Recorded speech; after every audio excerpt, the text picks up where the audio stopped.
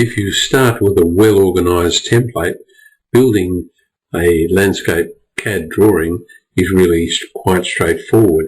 Here I have a template for a company called AspenStone, and what we're going to do is just place the footprint of a house on a site.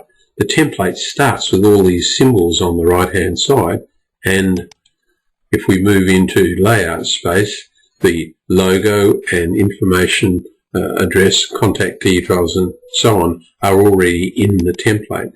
So let's change our drawing color to red. That'll help us see that as we put lines down, it'll show them. And so let's start the line command. We're going to draw the location of the walls of the house just for the back garden. So draw line. We're going to start at coordinate 0, 0. That's often a useful thing to do. So type 0, 0, hit enter, and then pull away from that with your mouse. I'll take ortho off for a moment. See how if ortho is not on, you can draw the line at any angle, but if we put ortho on, we can head off in the horizontal direction. And let's imagine that we've measured that wall and it's 6,000. So all we have to do is type 6,000 and hit the enter key. Now we can move 3,000 in that direction. Then we come across here, 7,000 in this direction, 7,000 of course being 7 meters. Back down in this direction, 3 meters, and across here, 8 meters. So it's 8,000 millimeters. And we can just click down and right click and exit. So now we have the footprint of the house.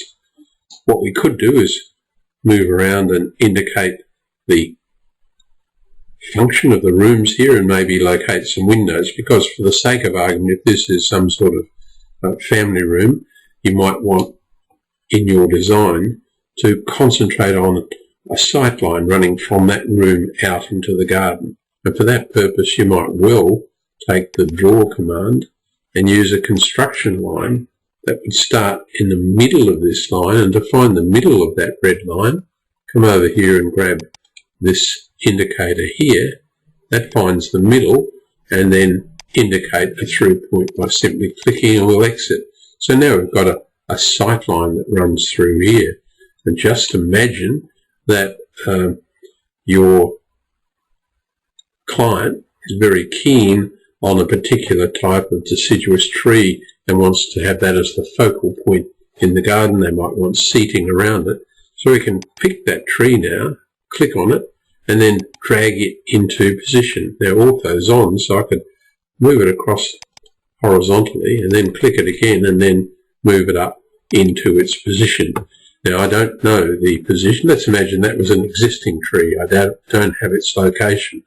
But by triangulation, you could pick up its precise location by taking a measurement from one corner of the house to the base of the tree and another corner of the house there.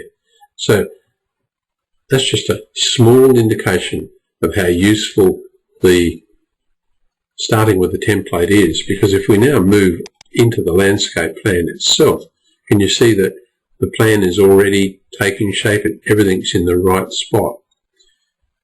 You'll notice the tree is clipped off a little, but that's relatively easy to fix.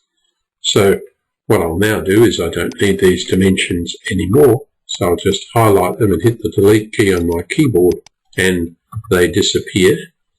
I'll switch into the landscape zone again, double click in that area there and just move my box, my bounding box, make it a little larger so that everything in the design is placed on the sheet. So when I finish that, right click and display on the layout, move over here, right click and deactivate the model. So now we're looking at our accurately placed footprint of the house and one tree in position. So I hope you can see it's going to be relatively easy to move other symbols and things into position. But the next stage will be, how do we locate that existing tree accurately?